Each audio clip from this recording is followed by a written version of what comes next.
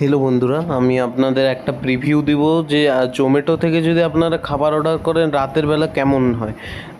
আমি বলবো দারুণ হয় বন্ধুরা।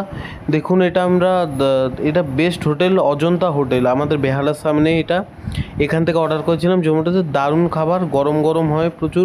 আমি তড়কা আর তন্দুরি রুটি অর্ডার করেছিলাম।